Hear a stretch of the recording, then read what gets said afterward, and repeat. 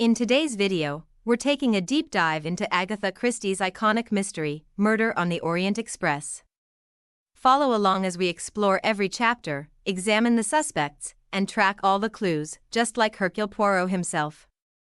If you enjoy Agatha Christie book summaries, classic mystery breakdowns, and detective-style analysis, you'll love this video.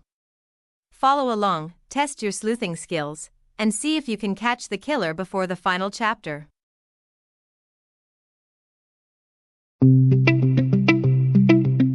Welcome to Mr. Bebop.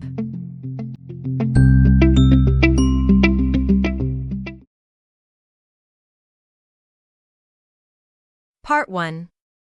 The Facts. Chapter 1. An important passenger on the Taurus Express. The story begins with Hercule Poirot in Syria, where he has just finished a case. Poirot is traveling on the Taurus Express toward Istanbul, before returning to London. On board, he meets two other passengers, Colonel Arbuthnot, a British officer returning from India, and Mary Debenham, a young English woman from Baghdad. Poirot observes their behavior carefully, noting small details that hint at their personalities and possible hidden emotions.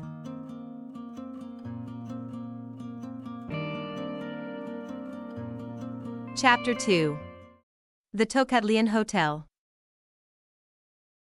Poirot had intended to stay a few days in Istanbul, enjoying some rest after his recent case, but a telegram arrives requesting his immediate return to England.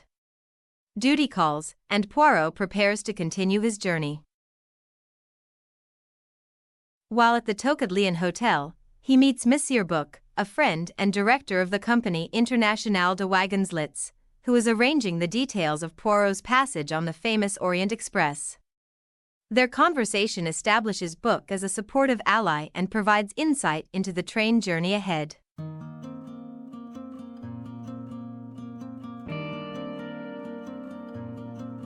Chapter 3. Poirot refuses a case. Ratchet, an American passenger, approaches Poirot privately, explaining that he has been receiving threatening letters and fears for his life. He offers Poirot money for protection, but Poirot politely refuses, sensing Ratchet's morally dubious character and recognizing that the man may have many enemies.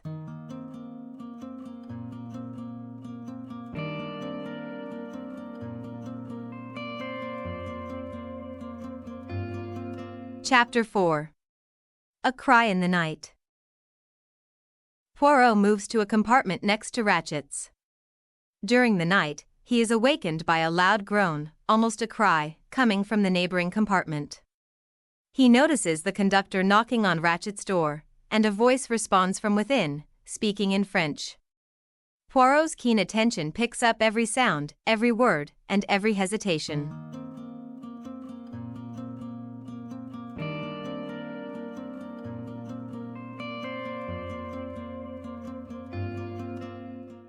Chapter 5. The Crime. During the night, Poirot hears noises and unusual disturbances on the train, which is now caught in a heavy snowstorm. The isolation adds to the tension and sense of danger. In the morning, Monsieur Book urgently seeks Poirot's help. Ratchet has been found dead, his compartment locked from the inside.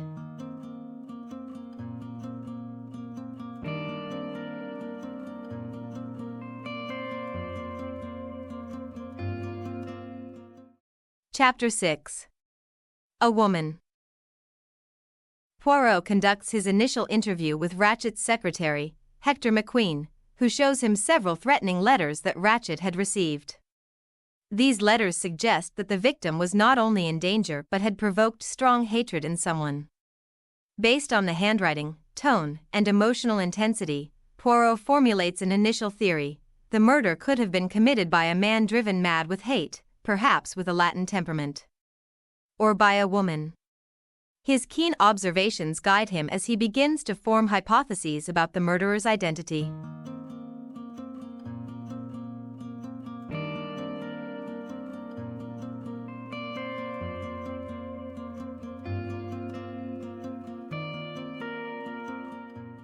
Chapter 7. The Body.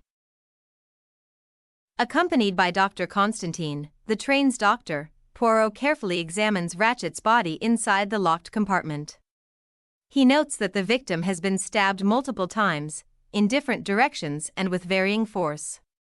These observations suggest that the attack may have involved more than one person or at least was executed with unusual haste and violence.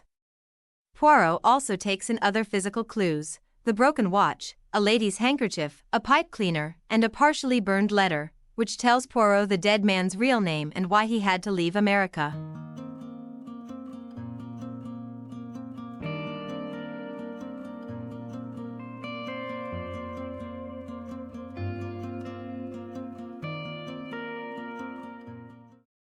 Chapter 8. The Armstrong Kidnapping Case.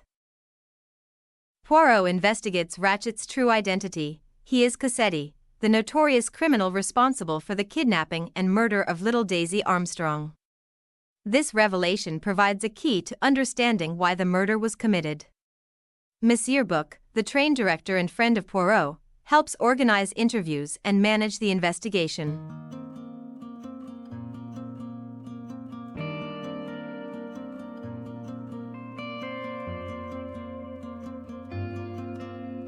Part 2. The Evidence. Chapter 1. The Evidence of the Wagon Lit Conductor. Poirot interviews Pierre Michel, the wagon lit conductor, to gather observations about the passengers and the train's movements. Pierre reports that he saw passengers moving unusually during the night, one of which is a lady who had on a kimono of scarlet with dragons on it. He knocked on Ratchet's compartment and received a reply in French from inside. He confirms the locked compartment and provides precise timing details of when passengers were observed in corridors.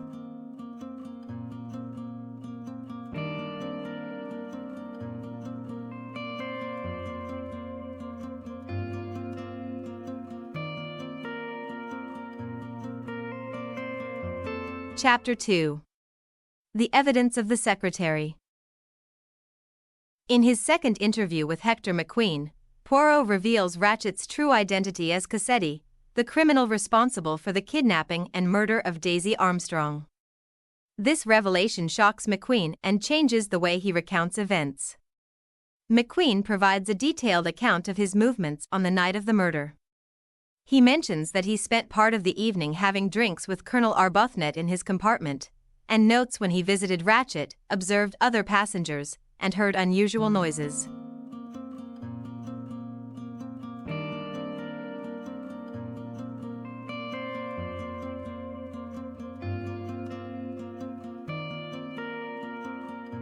Chapter 3. The Evidence of the Valet. Edward Masterman, Ratchet's loyal valet, recounts his movements during the night, stating when he attended to Ratchet and when he was elsewhere in the train. Masterman also offers insight into Ratchet's daily habits and temperament, and mentions any unusual occurrences or passengers he noticed. While he appears composed and dutiful, Poirot observes subtle cues that may reveal more than Masterman verbally admits.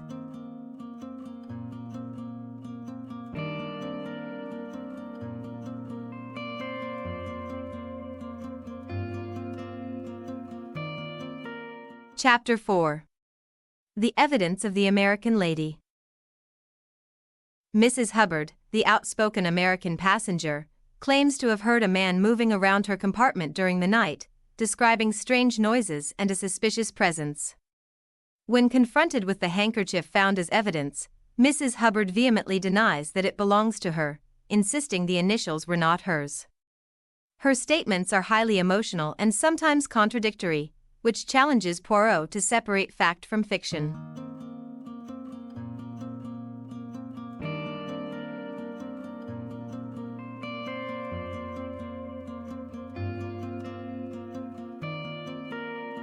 Chapter 5.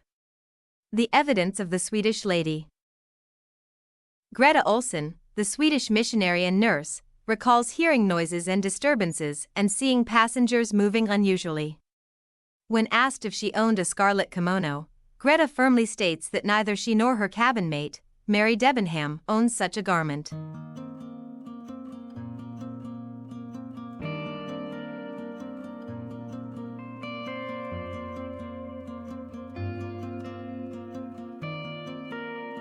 Chapter 6.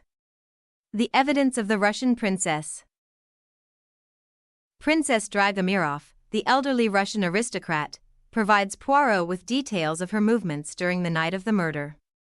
Despite her age and limited mobility, Poirot observes subtle inconsistencies in her account, which require careful attention.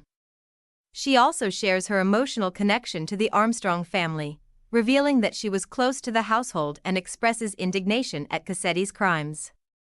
While she claims to have remained largely in her cabin, Poirot notes details that may suggest otherwise.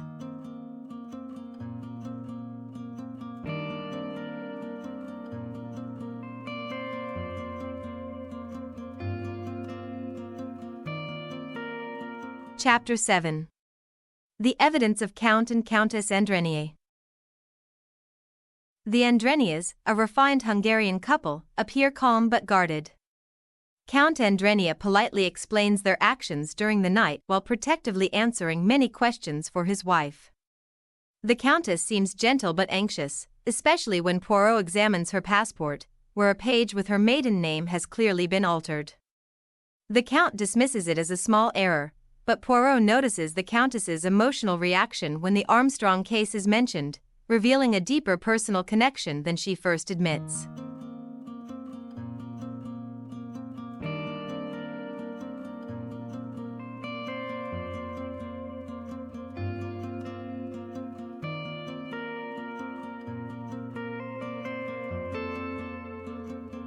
Chapter 8.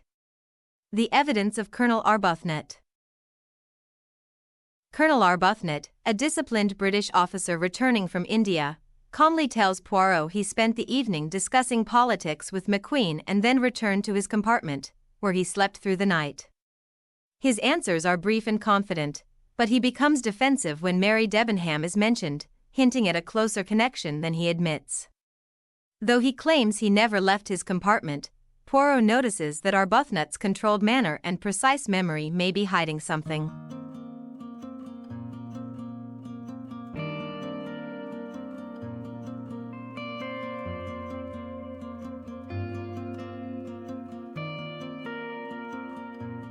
Chapter 9. The Evidence of Mr. Hardman. Mr. Hardman first pretends to be a salesman, but he soon admits he is actually a New York private detective hired by Ratchet for protection. Ratchet warned him to watch for a small dark man with a womanish voice, but gave no real details. Hardman heard only minor noises during the night and noticed nothing suspicious. While he claims he had no reason to harm Cassetti, his testimony shows how frightened the victim was, and how useless his precautions turned out to be.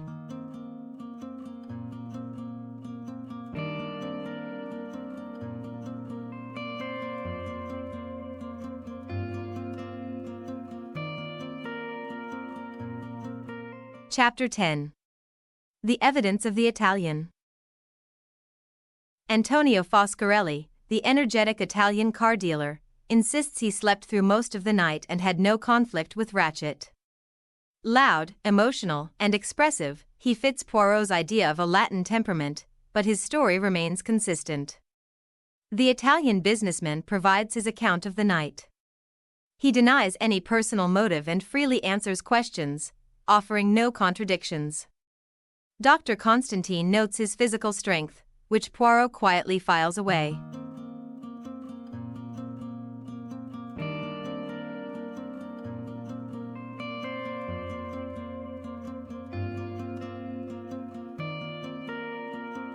Chapter 11.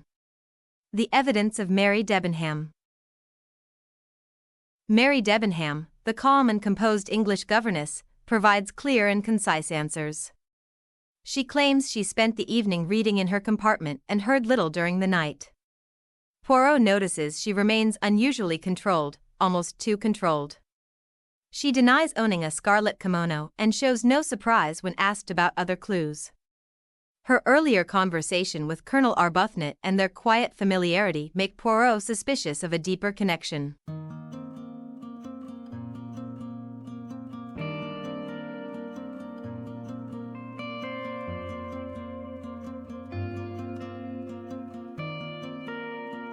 Chapter 12. The evidence of the German lady's maid.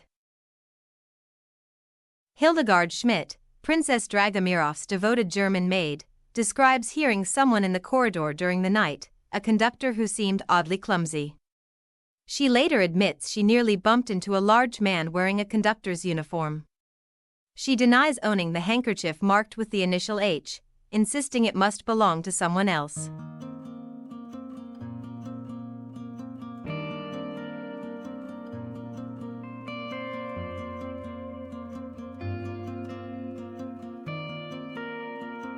Chapter 13. Summary of the passenger's evidence.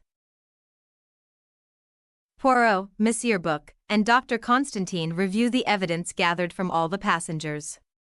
Each witness offers pieces of information, but the accounts form a confusing picture, too many coincidences, overlapping alibis, and several contradictions. Nearly every passenger claims to have been asleep or undisturbed, yet many describe noises or movements in the corridor. The discovery of the scarlet kimono, the pipe cleaner, and conflicting descriptions of the conductor point to deliberate attempts to mislead the investigation. Poirot concludes that the evidence is too neat, almost as though it has been arranged, suggesting a carefully planned crime rather than a random attack.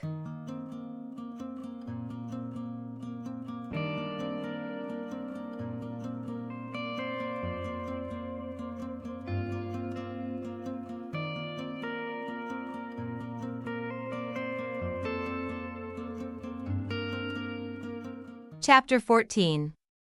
The evidence of the weapon. Mrs. Hubbard discovers the bloody dagger in her sponge bag, inside her compartment.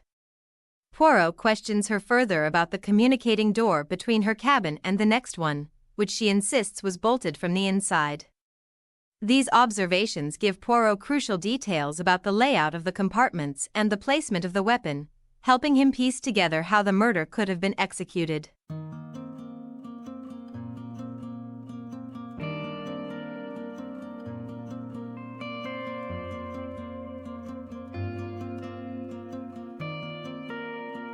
Chapter 15. The evidence of the passenger's luggage. Poirot examines the passenger's luggage to check for anything unusual or connected to the murder. Most bags are ordinary, but he notes scarlet kimono fragments, a small box, and other items that could be linked to the crime. Nothing directly incriminates anyone, but the luggage provides clues about passengers' habits, possessions, and possible disguises, helping Poirot cross-check stories and timelines. However, later, while searching his own valises for cigarettes, he unexpectedly discovers the scarlet kimono. The discovery surprises him and reinforces the feeling that something in this case is still escaping him. This moment underscores the clever planning behind the crime and the complexity of the puzzle he must solve.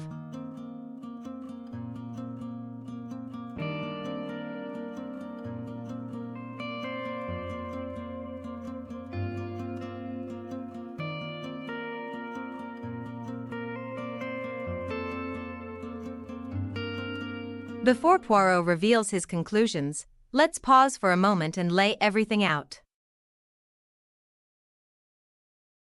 Physical evidence in Ratchet's compartment. Broken watch stopped at 1:15. Burnt paper scrap. Pipe cleaner. Woman's handkerchief with the initial H. Conductor's uniform button. Open window. Door locked and chain fastened from inside. Mixed stab wounds with strong and weak blows. Events during the night. Poirot hears a thud. Mrs. Hubbard hears a voice in Ratchet's room. Passengers see a conductor in incorrect uniform. Train stops due to snow. McQueen and others give overlapping timelines. Suspicious or revealing testimony clues. McQueen, emotional at Armstrong reference. Mrs. Hubbard claims intruder in her room. Princess Dragomiroff denies handkerchief. Mary Debenham, tense when overheard saying, "Not now," when it's all over. Arbuthnot, overly protective of Mary. Countess Andrenyi, altered passport.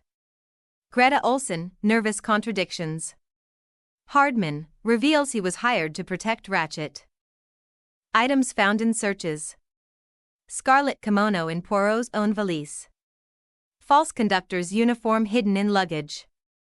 Bloody dagger in Mrs. Hubbard's sponge bag. Makeup traces, for disguise. All right, detectives, that's our complete clue map, with every piece of evidence we uncovered on the Orient Express. We have physical clues, conflicting alibis, suspicious behavior, and a nearly impossible timeline. Too many clues point in too many directions, which is exactly what Poirot finds so interesting. Time to check your notes. You think you can solve the case before Poirot does? Part 3. Hercule Poirot sits back and thinks. Chapter 1. Which of them? With all the evidence collected, Poirot begins analyzing the passengers' statements and the physical clues. He carefully reviews timelines, alibis, and contradictions. Poirot realizes that almost every passenger could have been involved, and yet the combination of clues points to a very deliberate and collective plan. He asks himself the pivotal question, which of them did it? Knowing that uncovering the truth will require more than just the surface-level testimonies.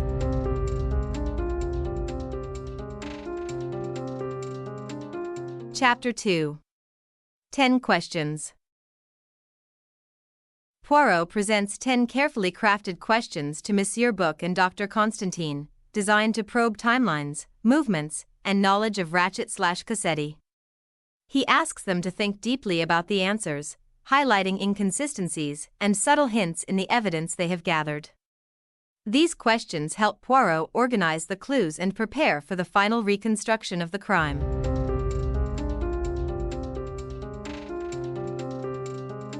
Chapter 3. Certain suggestive points. Monsieur Book and Dr. Constantine sit with Poirot, reviewing the clues and trying to make sense of the confusing testimonies, but they remain at a loss. After careful thought, Poirot announces that he believes he may have discovered a possible explanation for the crime. He notes that this theory still requires testing and verification through certain experiments before he can present a final solution.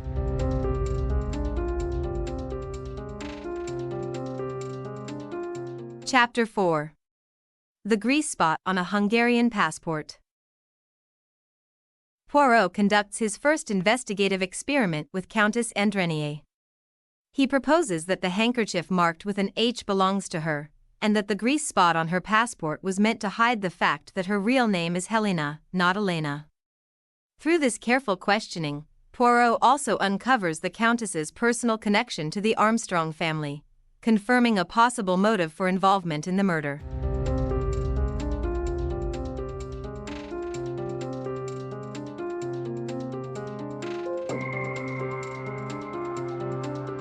Chapter 5.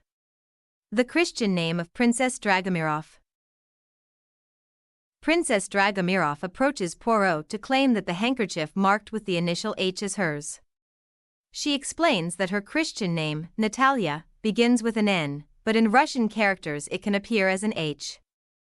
This subtle clarification resolves one of Poirot's lingering doubts and confirms that the handkerchief does not implicate the Countess Andrenyi, allowing him to focus on other clues and suspects.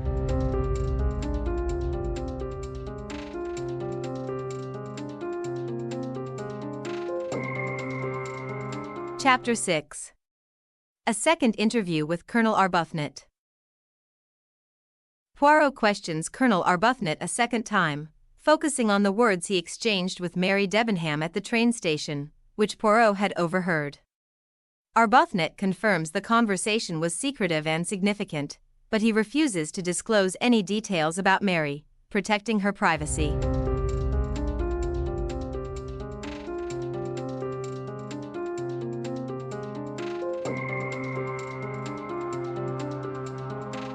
Chapter 7. The Identity of Mary Debenham. Poirot uncovers the truth about Mary Debenham. She has a personal connection to the Armstrong family, which explains her presence on the train and her discreet behavior. This revelation highlights a possible motive for participating in the murder of Ratchet/Cassetti and confirms that several passengers may be linked through the Armstrong case, reinforcing Poirot's suspicion of a planned, collective act of vengeance.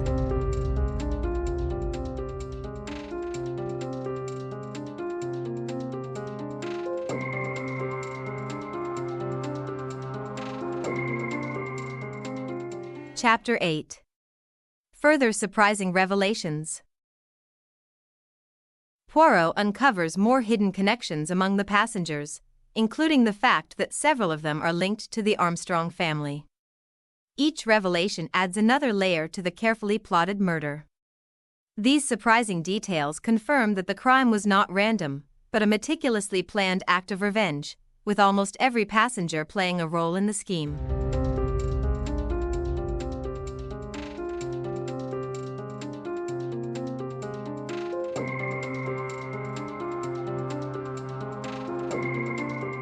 Chapter 9. Poirot propounds two solutions. Poirot gathers everyone and presents two possible solutions. Solution 1. A lone stranger boarded the train and murdered Ratchet/Cassetti, then escaped through the open window of his compartment before the train was stuck in the snowstorm. Simple. Convenient. But Poirot knows it's a lie. Solution 2. All the passengers took part. 12 people. 12 stab wounds. A collective act of justice for the murdered Armstrong child, Daisy Armstrong. Poirot's decision. The killers created a perfect web of lies to mislead the investigation. And Poirot lets them go. He chooses the simpler, false solution for the authorities, allowing the group to escape justice, or perhaps to receive a different kind of justice.